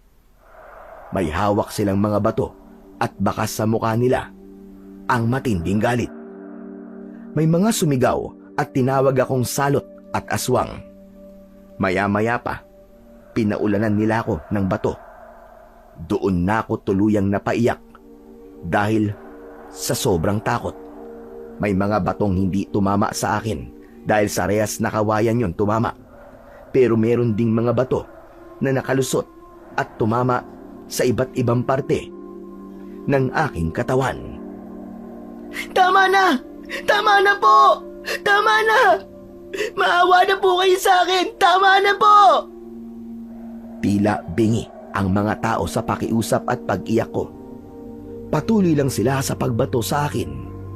Hindi ko na alam kung gaano ako katagal sa ganoong sitwasyon hanggang sa tumigil na ang mga tao at umalis sila na para bang walang nangyari. Kinagabihan, tanging tubig lang ang ibinigay sa akin. Hindi na ako nagreklamo dahil alam kong kahit na anong sabihin ko sa mga nagbabantay sa akin ay hindi naman nila ako pakikinggan. Kaya wala na akong nagawa kundi ang tiisin ang gutom na nararamdaman ko.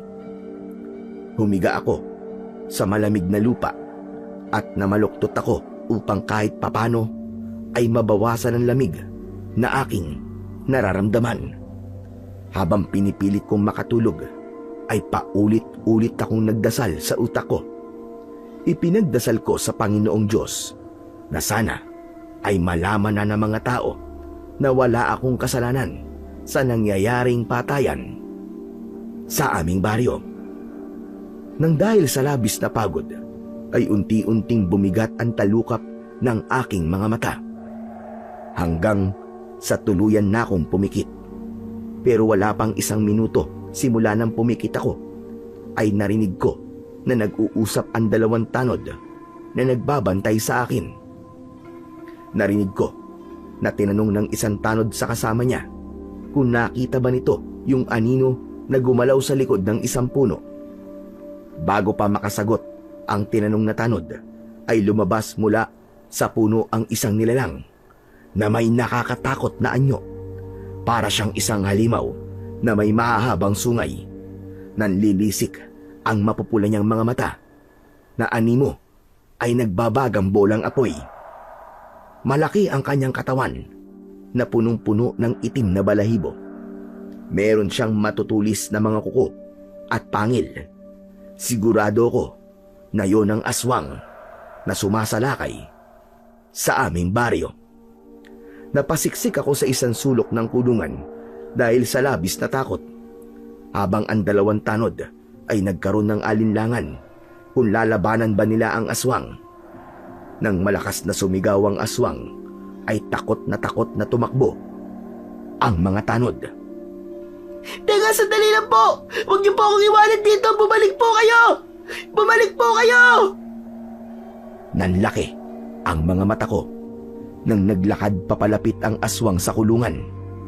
Mas lalo kong napasiksik sa sulok at inisip ko na yun na ang aking magiging katapusan.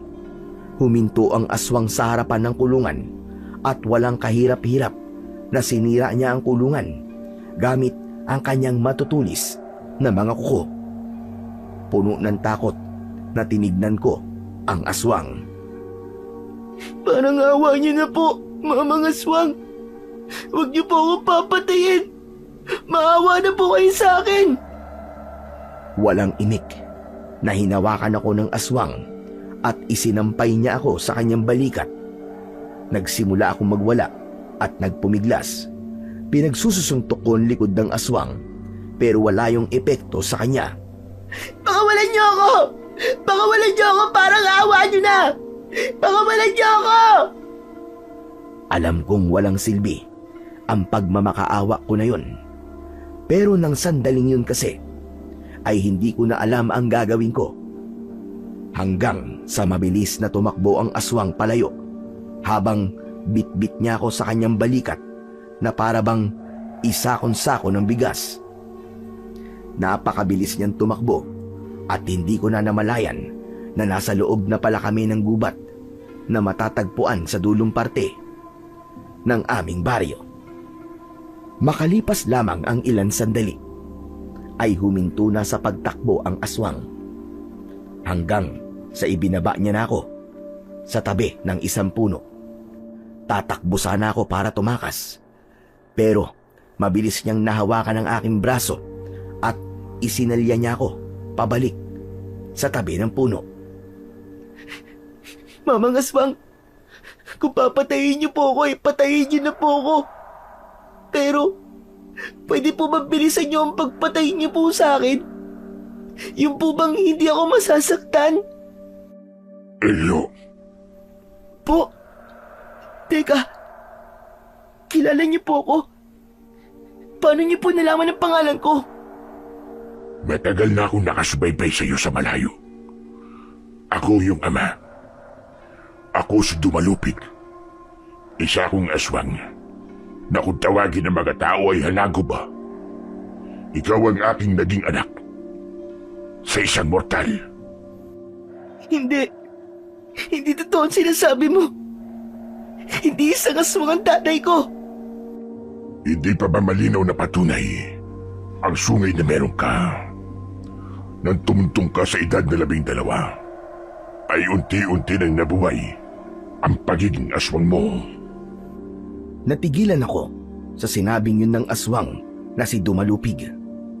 Pinagmasdan ko ang itsura niya at kahit nakakatakot ang anyo niya, ay unti-unting naglaho ang takot na nararamdaman ko. Kung ikaw ang tatay ko, bakit hindi kita kasamang lumaki? Bakit kailangan akong ipamigay ng nanay ko? Dahil ayaw namin mabuhay ka bilang isang aswang. Sa hindi sinasadyang pagkakataon, ay umibig ako sa nanay mo, Elio. At ganun din naman siya sa akin. Nabuo ka namin at nabisyod tinutulan ng aming lahi. Kaya sinabi ko sa iyong ina na dalhin ka niya sa malayong lugar na ginawa naman niya. Pero sinundan siya ng mga kalahi kong aswang dahil ang nais nila ay mabuhay ka na kagaya namin. Kaya ibinigay ka niya sa matandang lalaki na nag-aalaga sa iyo ngayon. Sa kasamaang palad, pinatay ng ibang lahi ng mga aswang na yon ang iyong ina. Ang lahi ng mga aswang na yon ay matagal ng kalaban ng ating lahi. Matagal kitang hinanap, Elio. At matagal rin akong nakabantay sa iyo nang hindi mo nalalaman. Nandito ako sa baryo niyo upang bantayan ka. Kaya kung iniisip mo na kukunin kita sa nag-aalaga sa iyo ngayon ay nagkakamali ka. Sadyang kailangan ko lamang na magpakita at magpakilala sa iyo dahil kailangan kitang iligtas. Naniniwala na po ako sa inyo na kayo po ang tatay ko. Yan po kasi ang magpapaliwanag kung bakit po ako biglang tinubuan ng sungay. Pero hindi po ako naniniwala na nandito kayo para lamang po bantayan ako. Kung babantayan niyo lang po ako, bakit kailangan niyo pa po pumatay ng mga inosenteng tao? Nang dahil po sa ginawa niyo, ako tuloy ang pinagbibintangan na gumawa ng lahat ng pagpatay. Nagkakamali ka sa paratan mo sa akin, anak. Hindi ako ang aswang na pumapatay sa inyong baryo.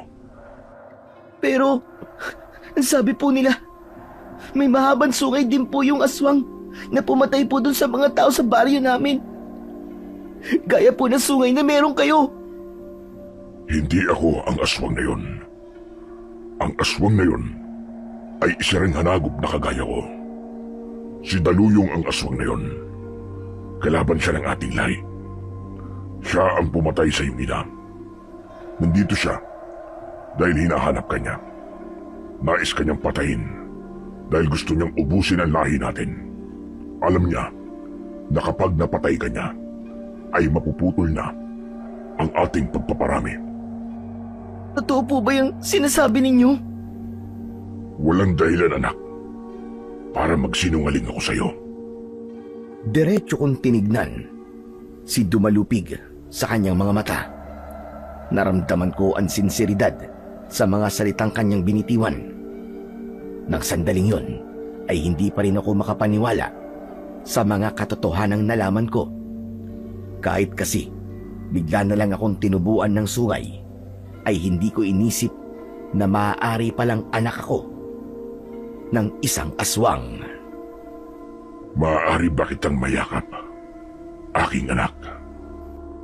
Walang pag-aalinlangan akong tumango. Yumuko si Dumalupig at sa kanya ko niyakap. Hindi ko na napigilang mapaluwa dahil sa labis na kasiyahan ko ng mga oras na yon. Kahit isang aswang ang tatay ko, ay tatay ko pa rin siya. Siya ang isa sa dahilan kung bakit ako nabubuhay sa mundo. Ngunit biglang humiwalay si tatay sa akin nang luminga siya sa paligid. Inamoy niya ang hangin. Kahit hindi ko alam kung bakit niya yung ginagawa, ay may kabakong naramdaman. Tay, bakit po? May problema po ba? Hindi maaari ito. Nararamdaman ko si Daluyong. Nasa paligid na siya. Napakapit ako sa braso ni tatay nang mula sa isang puno na nasa aming harapan ay tumalon ang isa pang aswang. Mas malaki siya at mas nakakatakot ang kanyang itsura. Wala siyang balahibo pero kulay abo ang kanyang balat. Nakakatawa naman na nagtagpo na kayong mag-ama. Pero nakakalungkot din na ito na ang una't huli niyong pagkikitang dalawa dahil sisiguraduhin ko na mapapatay ko na kayong dalawa ngayong gabi. Maraming salamat, Dumalupig, dahil ikaw na ang gumawa ng paraan para madali kong mahanap ang iyong anak. Hindi ako papayag. Napatayin mo ang aking anak, Daluyong. Binibigyan kita ng pagkakataon na umalis at lubayan mo si Elio. Dahil kung hindi, ikaw ang mamamatay ngayong gabi.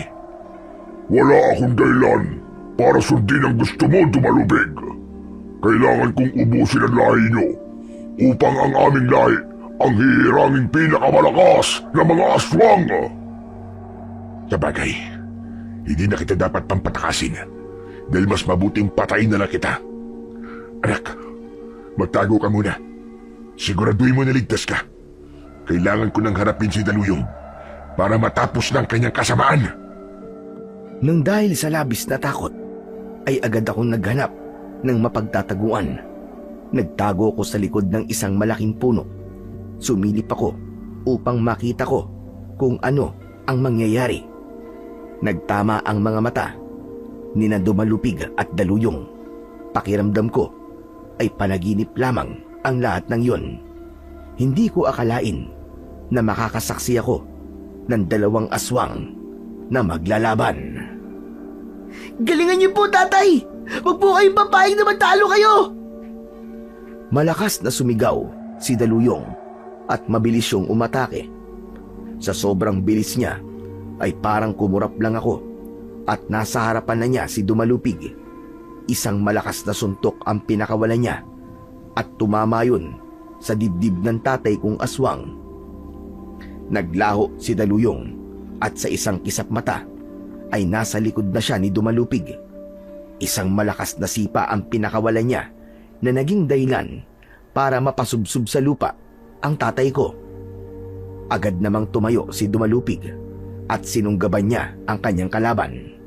Kinagat niya yun sa leeg at saka malakas na ibinalibag sa lupa. Nakangising tumayo si Daluyong habang matiim na nakatingin sa tatay ko na si Dumalupig. Malakas ka ngayon, pero wala pa rin papantay sa lakas ko.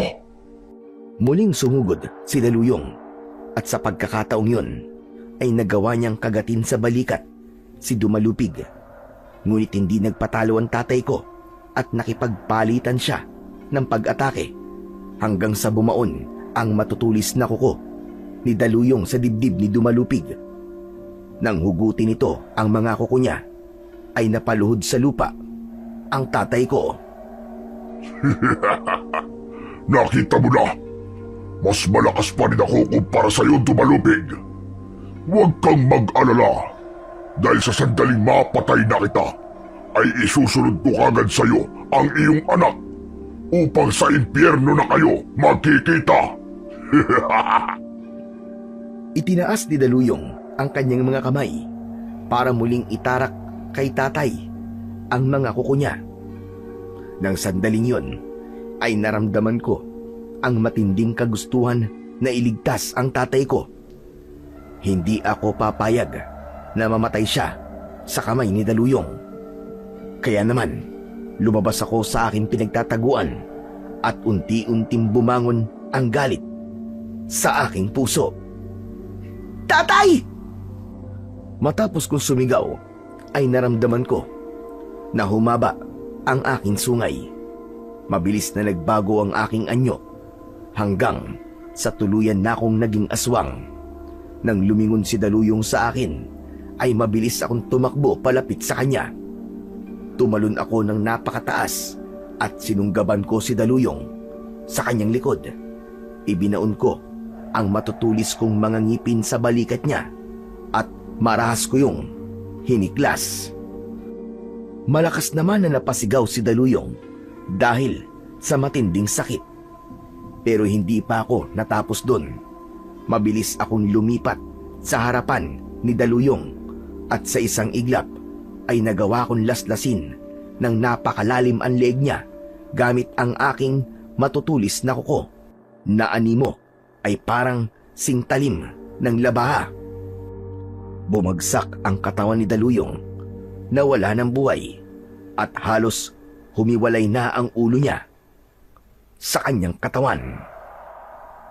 Habang habol ko ang aking paghinga, habang unti-unting lumiliit ang aking sungay, ay bumalik na ako sa pagiging tao.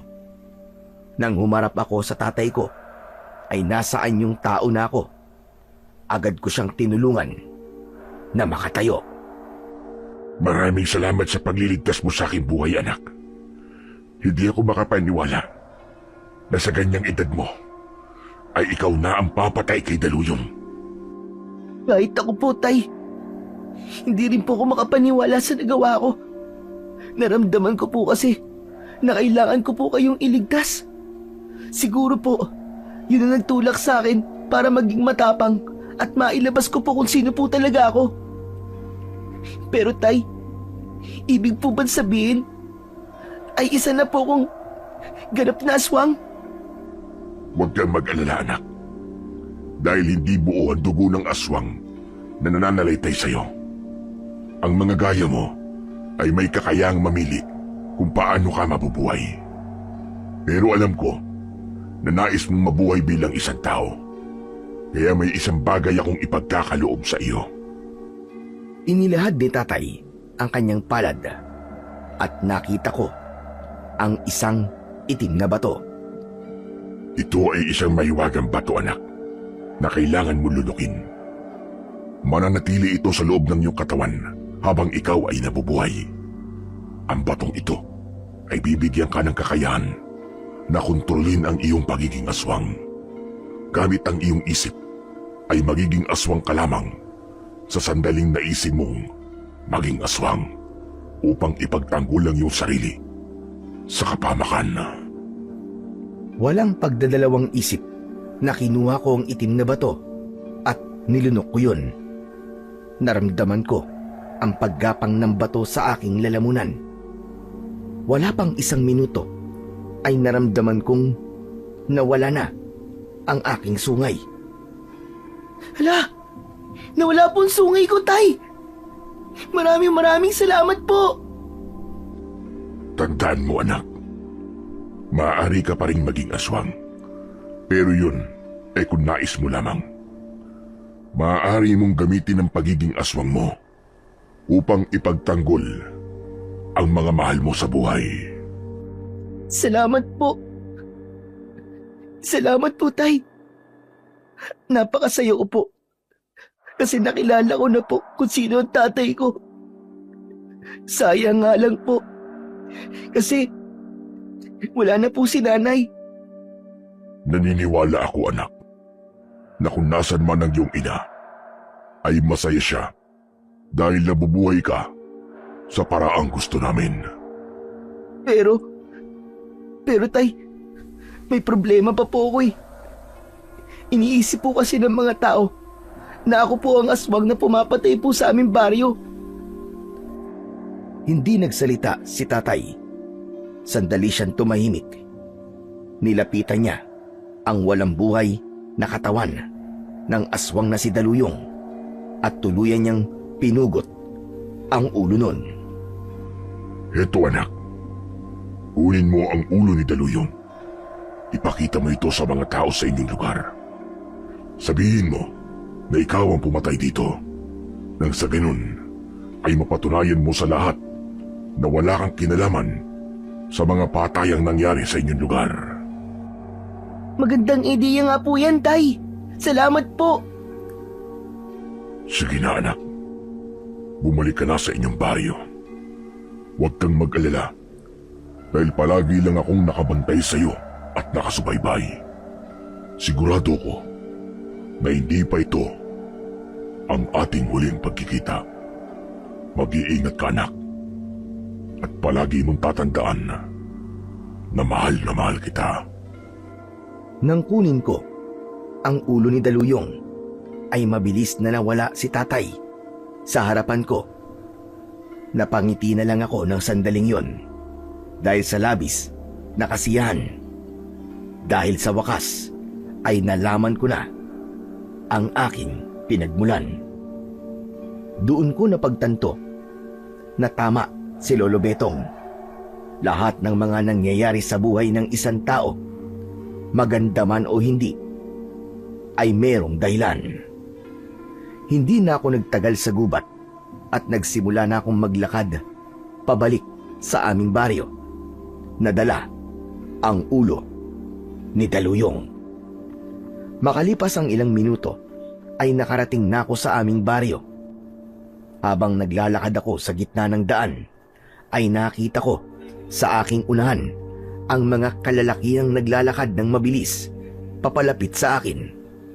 Nanlaki ang mga mata ko nang malaman ko na sina Kapitan Edwin yun at ang ilang tanod. Kasama rin nila si Lolo Betong. Lahat sila ay nagulat nang makita ang dalakong ulo ng aswang. Si Lolo Betong lang ang lumapit sa akin. Diyos ko, salamat sa Diyos at ligtas ka, Apo. Nang malaman ko na may isang aswang ang kumuha sa iyo, ay agad ako sumama kina Kapitan sa paghahanap sa iyo. Wala na po ang aswang na kumuha sa akin, Lolo. Ito na po. Natalo ko na po siya. Ibinato ko sa paanan ni na Kapitan Edwin ang pugot na ulo ni Daluyong. Sinabi ko na lang sa kanila na yun ang ulo ng aswang na kumuha sa akin upang hindi na sila magtanong pa. Elio, iho, patawarin mo kami kung inisip namin na ikaw nga ang aswang na pumapatay sa baryo natin. Nang kunin ka ng aswang na yon, ay doon lang namin napagtanto na nagkamali kami. Pero Elio, paano mo napatay ang aswang na yan? Importante pa po ba yung kapitan? Ang mahalaga po ay patay na po ang aswang at wala na po siyang mabibiktima pa. Lo, umuwi na po tayo. Gusto ko na po magpahingi. O sige. Pero Apo, ang sungay mo, paanong nawala ang sungay mo? Mahabang kwento po, Lo. Sa bahay na lang po natin pag-usapan. Pagod na po ako. Nagsimula na kaming maglakad ni Lolo Betong pauwi sa aming bahay. Hindi maalis ang ngiti sa akin labi dahil sa mga nangyari sa gabing yun. Nakakapagod, pero mas lamang ang aking kasiyahan dahil bukod sa napatunayan ko na sa lahat na hindi ako ang aswang na pumapatay ng mga tao sa aming baryo, ay nakilala ko rin ang aking totoong ama. Nang makauwi na kami ni Lolo Betong, ay ikinuwento ko sa kanya ang lahat ng nangyari. Ipinaalam ko rin sa kanya kung sino ba talaga ako at kung saan ako nagmula. Maging ang dahilan kung bakit nawala ang aking sungay ay sinabi ko rin sa kanya. At sa kabila ng mga nalaman ni Lolo Betong, ay buong puso niya pa rin akong tinanggap at sinabi niya na walang magbabago sa pagkakakilala niya sa akin at sa kanyang pagmamahal. Sa mga sumunod na araw ay naramdaman ko ang paghanga ng mga tao sa akin dahil alam nila na ako ang pumatay sa aswang, at nang dahil sa mga nangyari ay natutunan nila na hindi hadlang ang itsura ng isang tao para gumawa siya ng kabutihan.